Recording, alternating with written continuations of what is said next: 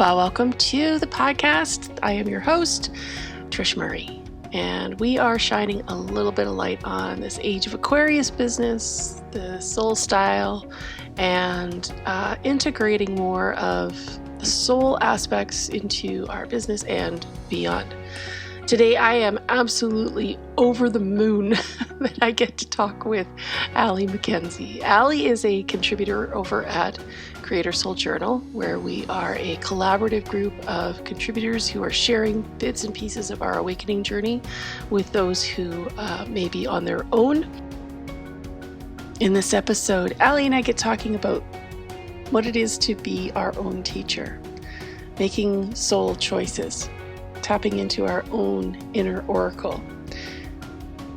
And we get curious. We get curious about things like 3D, 4D, 5D, and the new earth, and more. So stay with me and Alli for a great conversation coming up.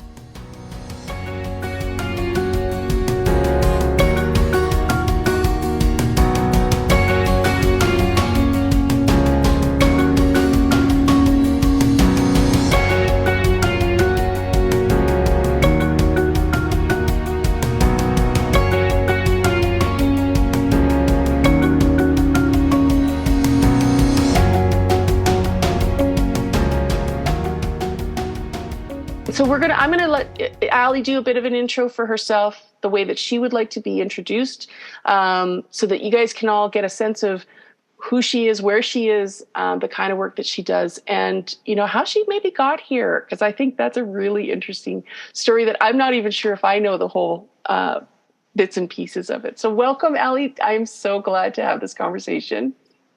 Thank you so much. I feel so honored to be here and to be able to have these conversations with you and to share them with those who are feeling kind of curious and called to learn more too. So, basically a lot of my work is working with the spiritually curious. So those who are looking to connect with their soul level self, to awaken to their innate gifts, really understand what spirituality is, how they can start to practice that themselves, and really start to look at what the process of self-healing is and how to sort of tap into that energy.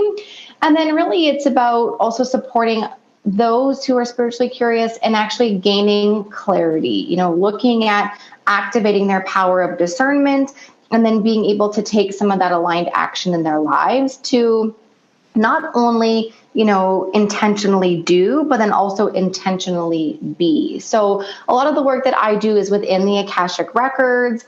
There's very much a clairvoyant piece that I bring to that, being someone who, will visually see when I connect to someone's energetic aura or the records in themselves. I also facilitate intuitive Reiki therapy sessions. I also teach Reiki to those who are looking to start to practice, whether that be for themselves or to establish some type of a spiritual business.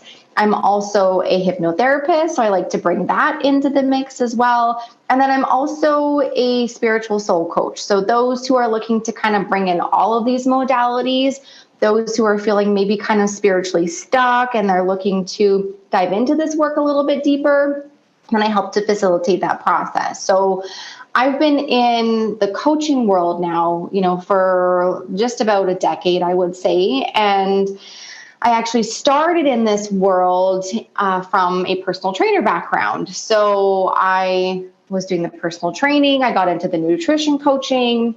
And then sort of as I was establishing myself in those industries, my husband and I were actually trying to get pregnant.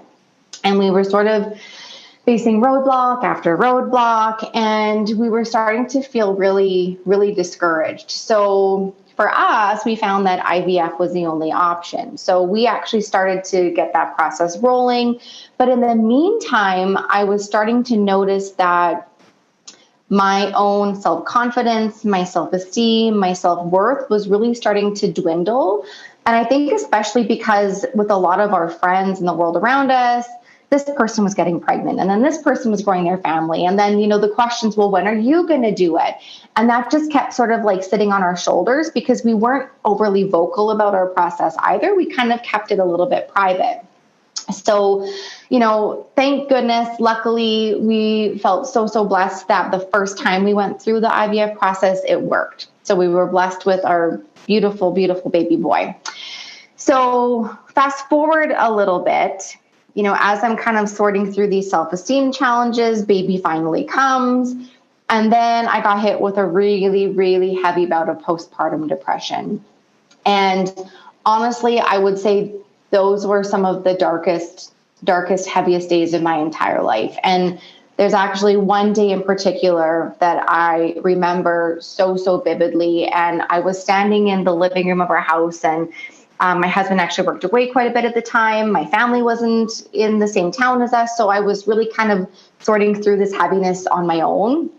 And I remember Hunter was a very, very, I'm going to call him like a persnickety baby. He was very, very, very demanding. Okay. And half the time I don't think he knew what he wanted. So I had a hard enough time figuring out how to serve this little child. So, as grateful as I was also in this space of like, what the hell am I doing? I don't know what I signed up for. Like, this is harder than I ever could have even imagined. And this day in particular, I was in the living room, and I know that the blinds were open, and I was just having this like moment of despair. I was really in this victim mindset. I was feeling very sorry for myself and just feeling like really hopeless, I would say. And Hunter was crying in the background. And all of a sudden I had this moment where I thought maybe the world would be a little bit better without me, because I don't know what I'm doing. Maybe I'm not the mom for Hunter. Like, I feel like actually giving up on life in this moment. And when I started to even kind of contemplate what the details of that could look like, it's almost as though the universe turned the lights on. And I remember feeling like I had to kind of squint a little bit, because then the sun was coming through the blinds, or it felt like it was anyways. And all of a sudden, and I have goosebumps even talking about it again, I felt like, it was a spiritual download is what I call it, right? Where it's like I had this moment of this like instant knowing, and this message came through of infinite potential. And it just kept saying, you are infinite potential. You're living in an outdated story. All of these ideas around lack and limitations, they're not actually your reality. You can choose something else for yourself. And it went beyond, because for me, I was always the people pleaser. I would accomplish, I was a hard worker, but it was never really coming from my heart. It was like, I'm supposed to do this, right? So then in that moment of infinite potential, it was, it's no longer even just about you doing good or being good. It's about you creating the ripple. So not only with those you connect with, my son specifically, it was like, this child chose you.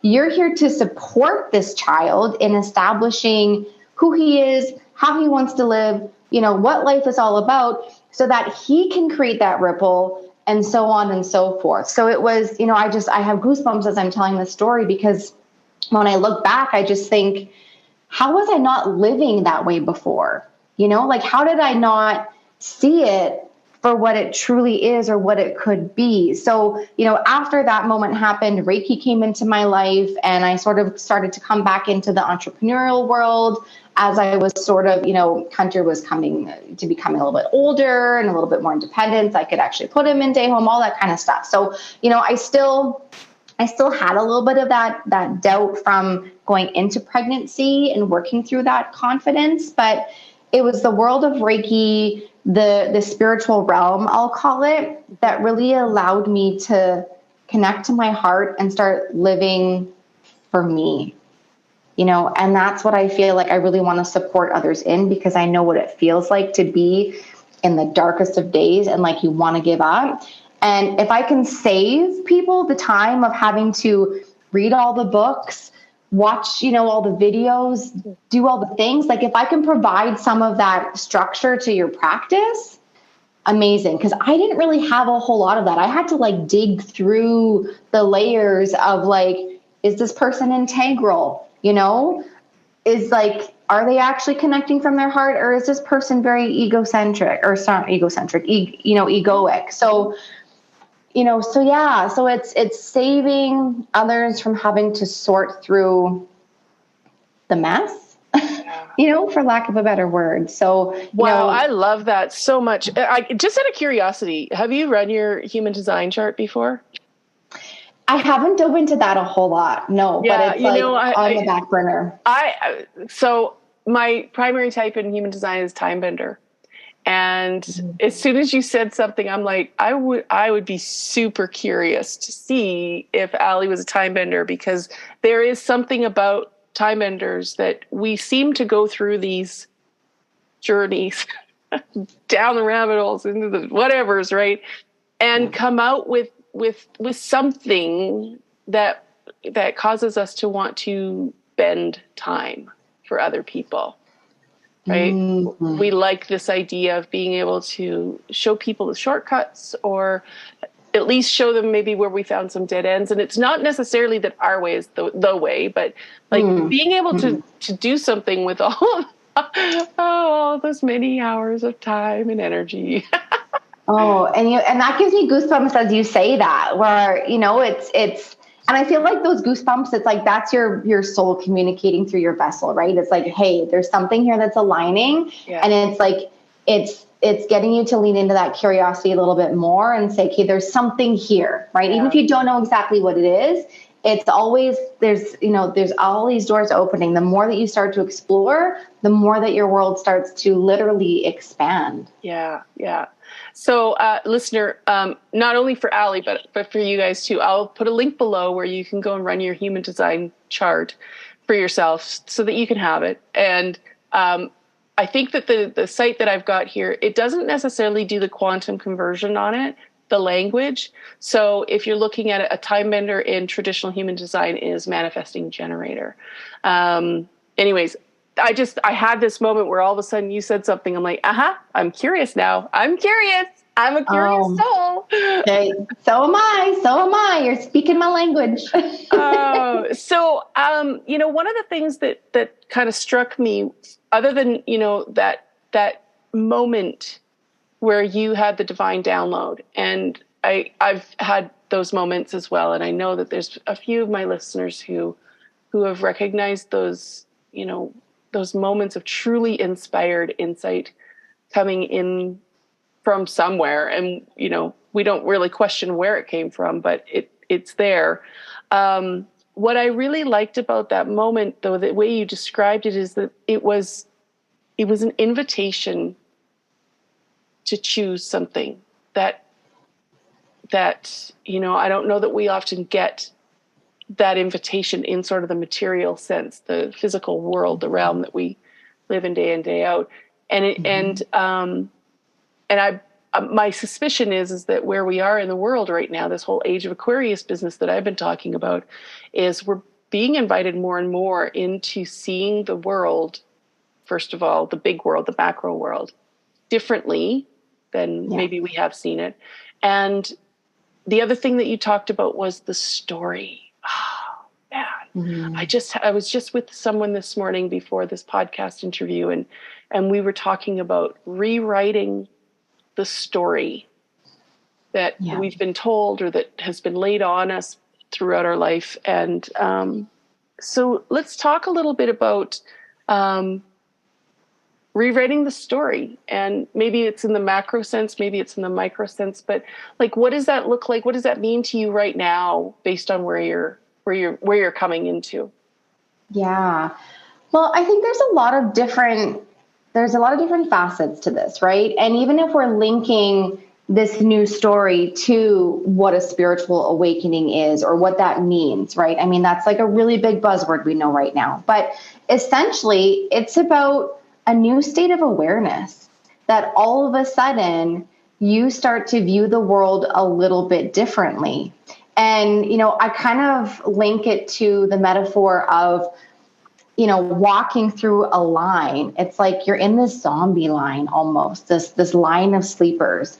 Yeah. And all of a sudden your awareness shifts just enough to kind of like wake you up out of the, I'm going to call it like a hypnotic state, essentially. Yeah. You step out of it and all of a sudden you're looking around going, where are all the other people like me?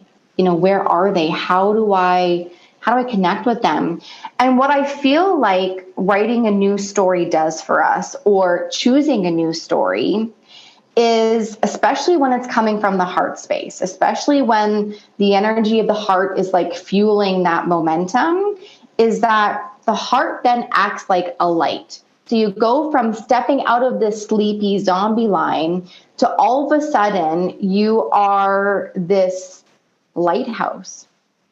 And the light of your heart starts to shine so that you can let others know where to find you. So I feel like so often, I mean, and I'm going to say the majority of the population, even if we're looking at the work of Dr. David Hawkins, right? You know, power versus force. We're looking at the different emotional states. I mean, the majority of us are living around, you know, like kind of like the pride, a little bit of courage, but we're not quite living in that unconditional love yet. Yeah. So, you know, we're trying to be very like forceful with our lives. We feel like we have to work so hard to make things happen, or to meet people, or to manifest, or whatever our language is, right? But when we're intentionally connected to the energy of love and our heart is guiding us and that light is shining, we're then co-creating with, again, the universe, God consciousness, the ultimate creator, you know, whatever your language is, you're then plugged in. I mean, we're always plugged in. It's just sometimes that signal is a little bit weaker. So when we step out of that line and we connect to the heart, all of a sudden we literally are living potential. So, you know, writing a new story, I think, is about actually being able to figure out what the heart needs, what the heart wants, what it's desiring, and then allowing the energy of intentionality and, you know, actually connecting the electrical impulses of our thoughts to then start to put in the elements of the recipe to manifest whatever it is that we want our new reality to be. Yeah. So, you know, writing a new story is about creating a new reality. No kidding. And, you know, I'm going to come back on two things. Number one, language, because words have power. And number two, you know, sort of, and you and I have talked about this back and forth through Instagram. By the way, Alli is on Instagram. Her handle is For Curious Souls. I'll put a link to that below that you can find her. But we've been talking about how there's kind of this duality in the world for sure, but even in the spiritual sense, like there's, and I remember texting Alli at one point and saying, like, so I've just been thinking, and what do you think of this? And it really was, she was a beautiful sounding board for this thought that passed through my mind about, I think that we're going to kind of be invited to see a lot of the people who have held center stage for a long time in a lot of different ways, to see them maybe a little differently, and possibly even see them fall from that position of prominence. And I don't want to throw people under the bus, but I just feel like some of it's not been as congruent or coherent, or like you were saying, helping people weed through the mess, right? Yeah. Find people who are really truly living from a place of integrity, and that takes so much time. It just takes so much time. So I'm going to circle back on that and the duality, because I think there's something there to talk about, because as you're starting out in this journey, and I don't know where people are in your spiritual journey, but whatever journey you're on, I think it's safe to say that somewhere underneath it all, it's spiritual. It might be a health journey. It might be a career journey. It might be just new parents like Alli and her husband were. It might be, you've just lost someone near and dear to you. It's still, my opinion, a spiritual journey, because we are spiritual beings having a human experience. So but the language, right? We're hearing all of this language of awakening and ascension and, it's all coming like right to the forefront. Intuition, right? Intuitive practices. And And I don't know about you, listener, but I know when I was just really at the very beginning of all of this for myself, I was like, wow, I'm feeling like I have to learn a whole new language. Mm-hmm. And then when I got through sort of learning the language, I'm like, well, this is actually, I don't know if this is a new language or if it's a language that maybe we've forgotten. So what's your take on the language, Alli, that we're hearing right now? Well, honestly, language is one of the most important pieces of the human experience because it's how we communicate. It's how we try to understand the world. And I think it's about how we can actually integrate the spiritual with the physical or with matter, right? So even from like a hypnotherapy perspective, how we speak to ourselves is ultimately going to create the experiences that we go through. So, if we're sitting here saying like, nothing ever works out for me, and we're kind of like in this pity party, right? Then the outside world is going to continue on that frequency.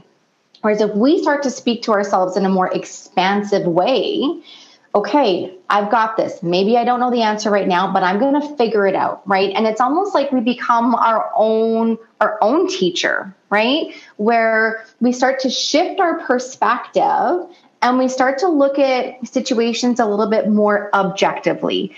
Because I find for most of us, we are so entangled, meaning like we're so sort of like stuck in the story or stuck in the narrative that it's hard to see ourselves playing a different character. So we almost need to practice like a healthy version of dissociation where we're kind of stepping out for a moment and saying, okay, how much of this story is actually true? Out of what I've been telling myself or what I've been experiencing, how much is actually true? And how much of this can I actually change? And when we start to speak to ourselves in a more positive light, even that alone can change. So when I first started on my spiritual journey, I think there's two pieces. It's, one, figuring out what is your word, right? Because for me, it was like, well, I don't know, at the beginning, I was like, I don't know if God really clicks for me. I grew up Ukrainian Catholic, but we didn't talk about what that meant, so like that didn't click for me. So, for me now, it's very much like God consciousness or, the universal consciousness or source. Source is a really big word for me. So figuring out what your word is helps when you're trying to make sense of what you're connecting to. So that's a really big piece to that.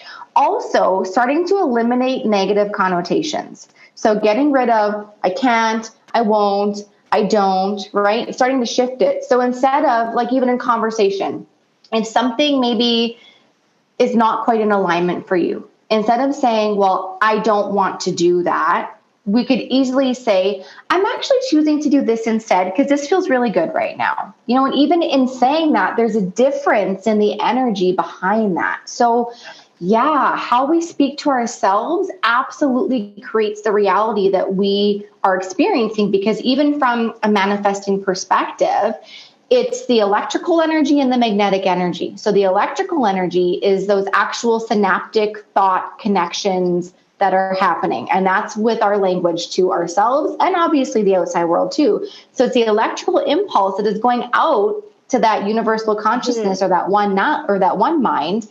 And then it's those heightened emotions that are then magnetically drawing them back to us. Right. So whatever we're sending out and then emotionally connecting to is what we're going to bring back. So I think when it comes to manifesting, we forget that, if we can easily manifest the shit that we don't want, which we do, a lot of the time, then we can intentionally also create that which we do desire. And I think there's so much magic and power in that. Yeah. So I did a podcast probably 3 years ago around words with power, and just more from because that was like, I was still very much involved in the marketing world, and marketing, we all know, is masterful at taking language and doing things with it. And I'm not trying to be evasive. I'm just trying not to go down that rabbit hole. But in that podcast, I really kind of zeroed in on a couple of words, and one of them was hustle, the hustle. And there was a moment for me where I was like, oh my gosh, right? From a cultural perspective, we are adopting this word and we're trying to make it mean something that it doesn't mean. We're trying to change the energy around this word, and I don't actually know that we can change the energy of the word, because the word means what it means, right? Yeah. So I've just been getting more and more tuned into what are the words that I'm using? Am I using the words that are already, first of all, correct? Like, am I using them correctly? Yeah. Or am I kind of finding myself being pulled into the rip current of how the culture wants to use the words?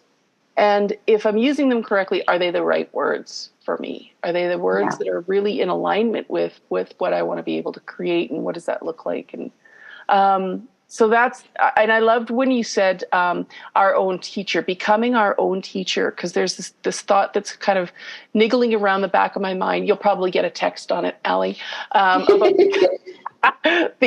becoming our own inner oracle. Right? Oh, I like that. Right? Oh, like, that feels good. Starting to understand that we actually are the ones that we're our own guru, right? We're our own, and at the same time, yes, we do benefit from being around people who have either been where we want to go, or been where we don't want to go, or just have had different experiences and that kind of thing. But so let's sidebar into the duality that you might be seeing, and how you're inviting people to find peace and stability in what can at times feel like utter chaos, because there's this kind of, I don't know, it just feels like a swirl of confusing stuff right now. Yeah. Yeah. And I completely agree with that. I feel like when it comes to duality, it's like the best intention for that is to wrap it in the energy of integration, because we're here to live on the spectrum, right? That energetic spectrum. And even when I talked about the work of Dr. David Hawkins, right, where he's got sort of the spectrum of the heavier emotions, the more contracted states, like the fear and the grief and the apathy. And then we've got the love and the acceptance and the, that spiritual euphoria near the top. So I think what's important to note is it's about being a flexible human, that yes, we want to live in that area of love and acceptance and joy, right? We want to live the majority of our lives there. And yes, we're still going to occasionally dip down and experience fear and grief based on life experiences. Mm-hmm. But I feel like that is sort of the mission, or like the purpose of humans in general, is to live more in that love range, that love frequency, and sort of just blip down, but then be emotionally aware and spiritually flexible so that we can feel what we need to feel, but then come back up.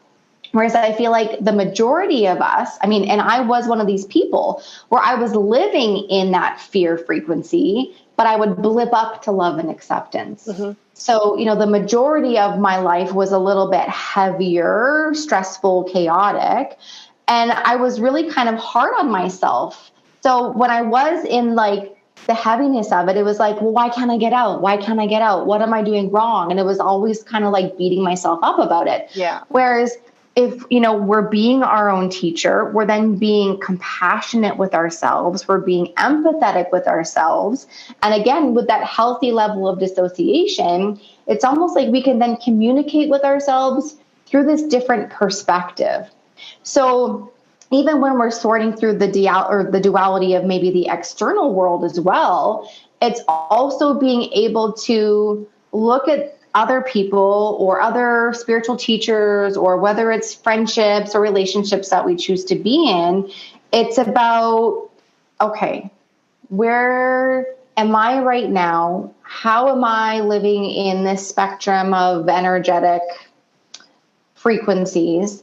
What am I calling in? How do I choose to step into that? Is this person a match to that? And I feel like when we're integrating all those pieces within ourselves, we can then better discern what's actually for us. Because when we're only living in the heaviness and we're being really hard on ourselves, we're then very easily emotionally stimulated or persuaded. It's almost like its own hypnotic trance is what I call it, right? So being able to practice that discernment, to be able to understand that it's about the integration, that we're meant to experience the heaviness along with the joy, but it's about choosing to live in the joy more often, knowing that we're worthy of living in that more often, but that we will still experience the other stuff along the way.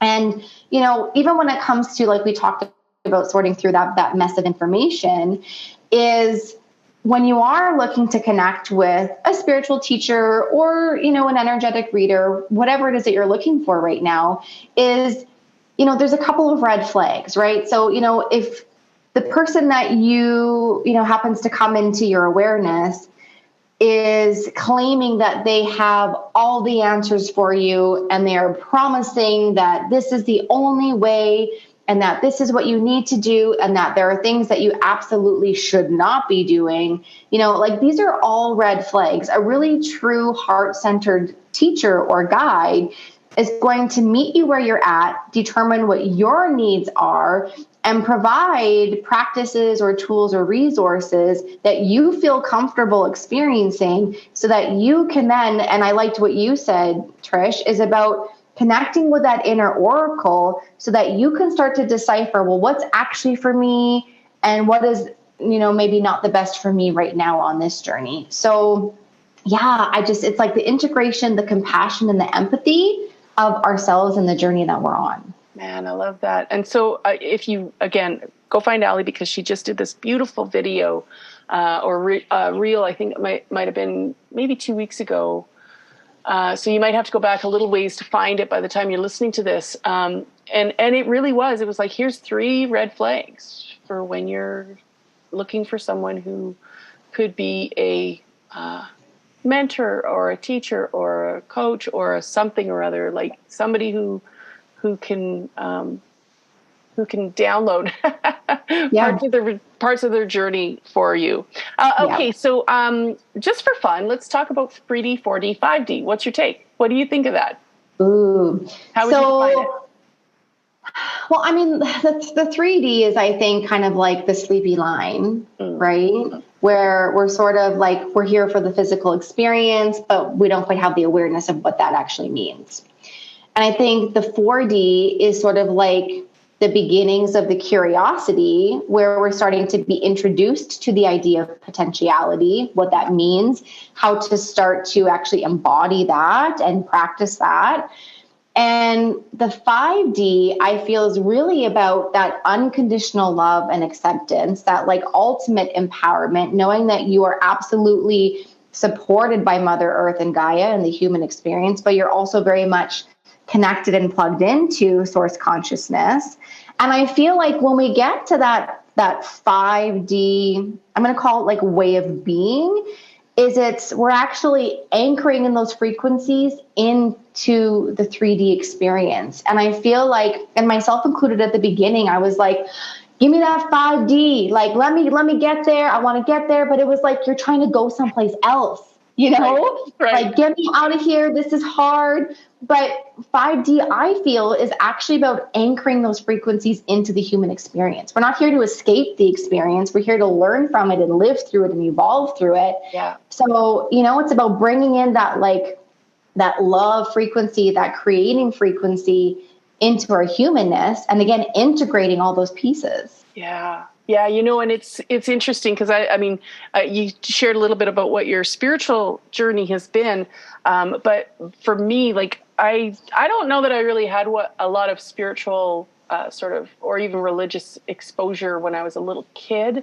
Like some people grow up in a pretty defined environment, but I know that as I went into my 20s, I did spend a fair amount of time starting to explore some of this. And it was really interesting. And the reason I'm going here is because this is part of the story that we need to rewrite for ourselves, right? This is still part of the story, and being able to go in search of, well, what other what other outlines might exist out there as it relates to all of the stories that we've been told. But in my, probably my 30s, I spent about 10 years inside of the Christian faith. And then I came out of that and I went and studied world religions for a year and a half or so. And then of course went into yoga. Right. And that was a big part of my, it still is, I still teach and stuff like that. So it's still a part of the philosophy that I live by. And yet here we are, and in a Western world where there has been a story that's been told predominantly about how we can connect and how we don't connect, and what does that look like, and what are the things that are all attached or hooked into that, and I do encounter a number of people who, like, that seems to be a stumbling block. Is well, this is what I've always believed, and I don't want to throw the baby out with the bathwater, because we don't do that. That's a horrible saying to start with. But like, just being able to take that and keep carrying it forward as you allow it to expand. Keep carrying forward what still works, what still feels really right for you, even as you're allowing it to expand and to become more maybe rich, diverse, dynamic. Yeah. I love that. I kind of feel like we could continue to get off topic, but so that's where I was going with this, the 3D, 4D, 5D, because I know when I first started hearing this language of 3D, 5D, I'm like, what? Don't you mean 5D? No, okay, those are two different things. Got it. Okay. It was also kind of hooked into this like new earth business, right? And again, I don't know what to make of it all myself, but you come back to some of what are the traditions, what are the roots that we come from, and there's a whole thing that I think a lot of people might be working through in their own corner of the world, of maybe recalibrating or reframing that. What if the new earth is this earth and no one's going anywhere, right? In the Christian faith, there's a belief in, some people being taken up to heaven, and like, how do you work through all of that in your own head to come to an adult faith, right? Yeah. And I feel like ultimately it's about really connecting to the heart. And some people might say, well, what does that mean? How do I actually do that? Like, what does it mean to connect to the heart?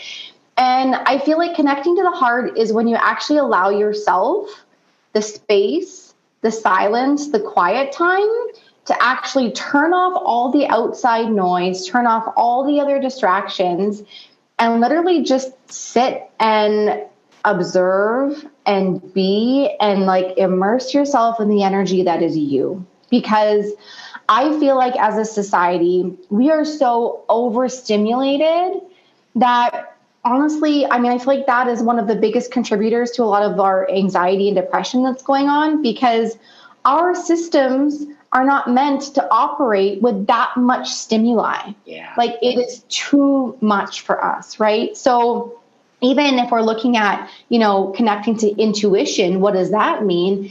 Intuition is coming from the heart space too at the beginnings, I feel, because even if we're looking at the 7 main chakras, well, our hearts are connecting the spiritual upper chakras to the lower chakras of matter. So if that heart is disconnected, then we're lacking that coherence. Right. And we know that the brain is really, really good at keeping us safe, but it's actually not meant to keep us happy. It's like, okay, you're living, you're breathing, you're functioning. I've done my job's done. Right? Like I'm punching out for the day. Yeah. But we need that connection from the heart to the brain, or the mind space, I call it, so that we can figure out where we want to go next. Because the brain only works on what it's been through before. And if we're coming to a new scenario, or we're looking at choosing something else for ourselves, if it's not coming from the heart, then the brain will start to ruminate. It's going to start to go in circles because it doesn't have the the tools to bring that to fruition. So that's why we need that love frequency of the heart to fuel the brain and say, okay, well, this is the why. This is why I'm feeling this. This is where I'd like to go, and starts to bring those pieces together. So we need that silence. We need that quiet time to sit in stillness, and almost to kind of, and I'm sure with yoga, it's a lot about like going into the gap, right? It's like finding the gap, being in that space. And I mean, meditating doesn't have to be thinking about nothing. It's literally about becoming aware of what you are thinking about, and then starting to refocus your attention or choose to put your attention on something else, right? So I think that stillness is integral in terms of figuring out, well, what from this religion maybe does align, or what from this spiritual practice does align, and you start to sort through those weeds, and that's where the discernment starts to grow too. Yeah. I hands down 100%, this might be a separate podcast at some point, because I've been starting out into this whole, in the age of Aquarius, something's going to trump something else. And my gut tells me right now, my instincts tell me right now that mind space is going to trump mindset. We have no space in our mind to even think about what we're thinking about. And I just talked to a small group not long ago, and I was saying to them, like, here's the one thing that I can say that I consciously started to do when I first stepped out, like 2007. That was really kind of like the turning point for me, I think, in this quote awakening, if we're going to use that language. But it was, I've said to so many people, Alli, that like I've made choices that I will never expect anybody else to make in order to create that space in my mind. But listener, let it just be a reflection of just how crowded it was up there. There was a whole lot. And I mean, I was in an industry where there was a lot of distortion, a lot of distraction, a lot of deception that I had to work through. And so it is entirely possible that mine took longer and required more space than other people's. But I do really think that mind space, and, that's what I love about the yoga piece is, meditation sometimes in my classes is really just breathing. Just listen, just focus on your breathing. Just think about what you're like. Are you breathing? Are you breathing? Are you holding your breath? Right? Yeah, exactly.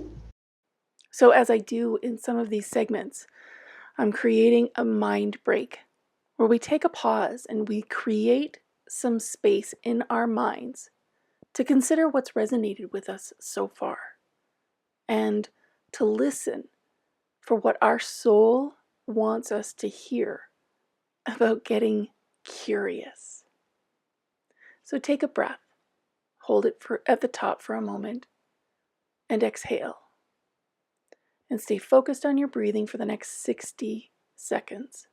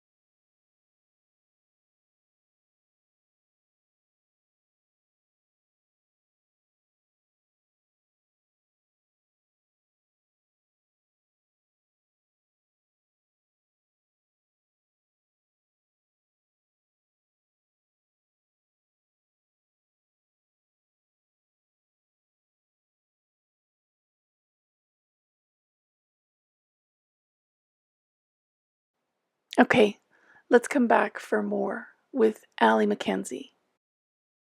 Touching on the idea of how overstimulated we are is something that I think we're starting to recognize it. I hear about a lot of people who are having conversations with their spouse about like no phones by the bed, can't have it, right? Or they're having this whole other discussion about like when we're going on holiday, there's like here's the time blocks where you're allowed to be on your computer, right? And it's a dialogue, right, between families and parents and children. Oh my gosh, parents!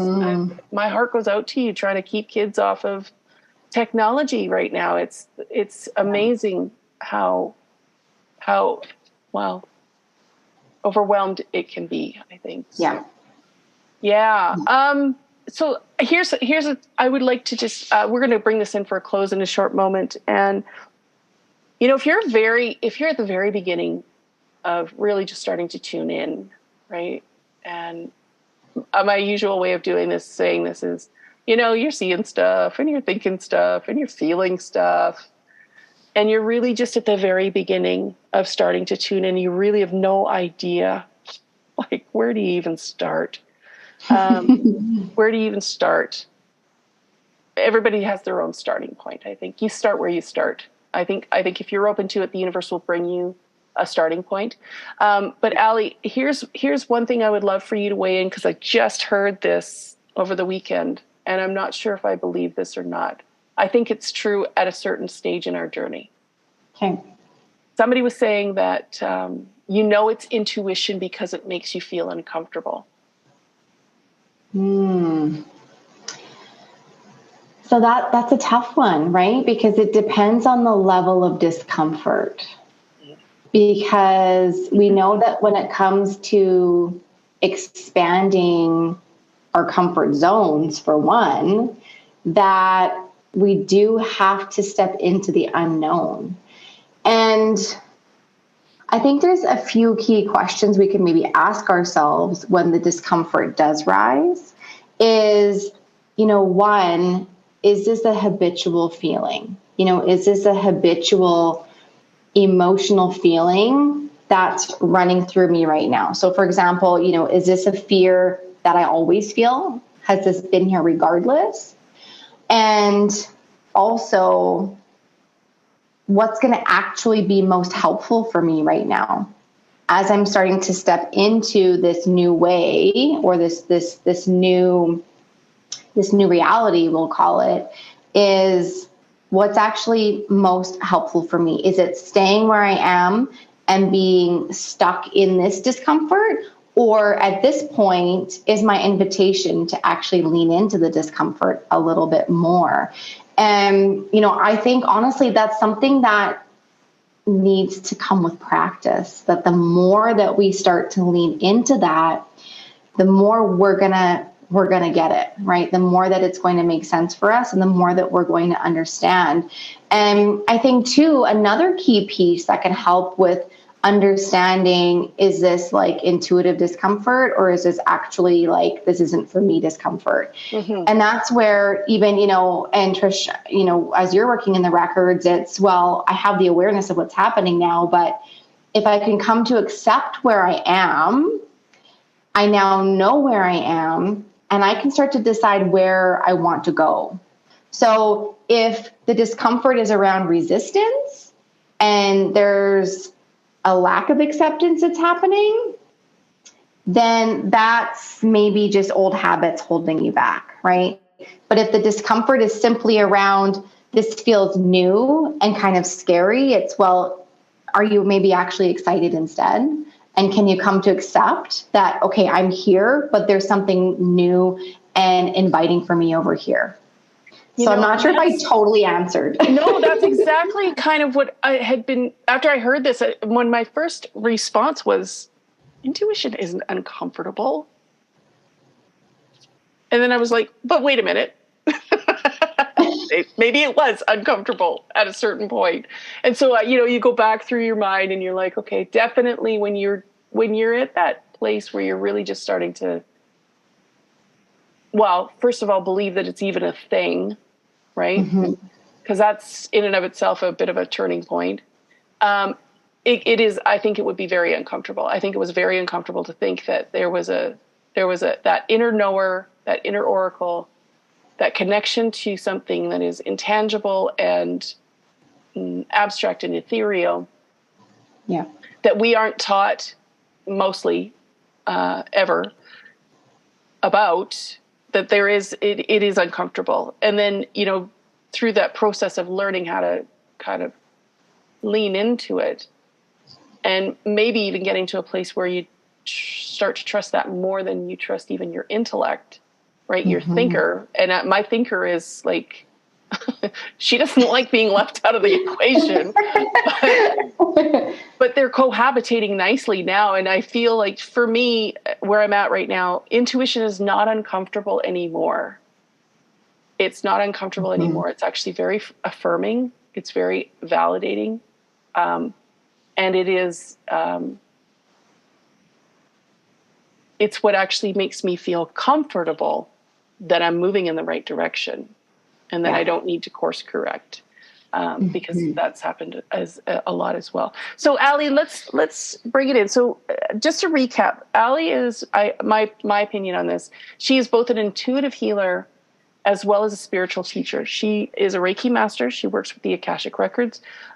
She is a hypnotherapist, which I think is a really, really powerful healing modality.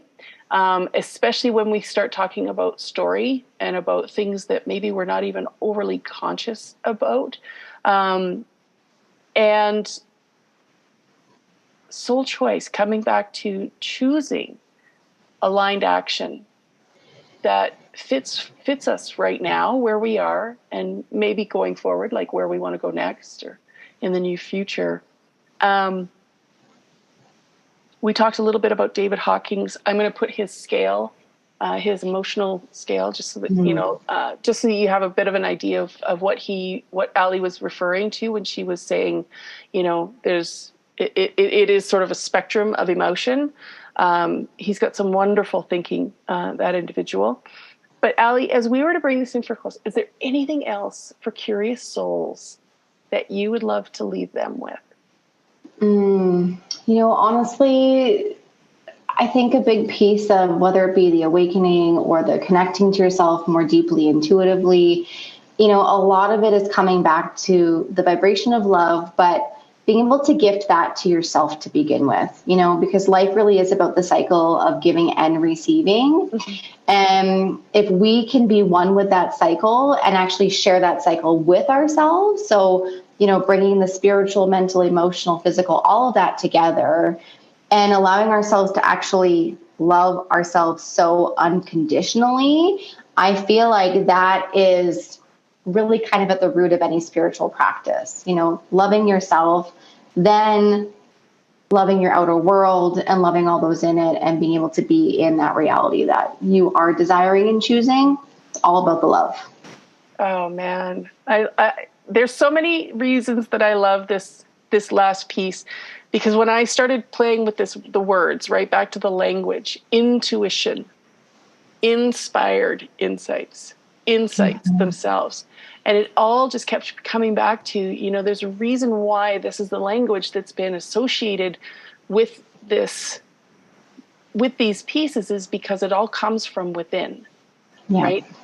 Intuition, it's inside, it's insights, inside, inspired, it's inside. It's not that we can't be inspired from outside, but even that, my opinion, if I'm inspired by something outside, it's generally because they have been inspired by something inside. Of course, anyway. Of course. So yeah, and I was saying to the group, I've been talking about this all year long. In numerology, 2023 is a 7 year. It carries the energy of the 7, and 7 is an invitation to go within, to take time, to make time, to reflect, and to release, to repattern, to put all of the reason in there, to remember, and you know, there's a purpose for it all, I believe, because as we move forward into 2024, the energy that is coming forward in 2024 is more of a yang energy. It's more active, outward focused.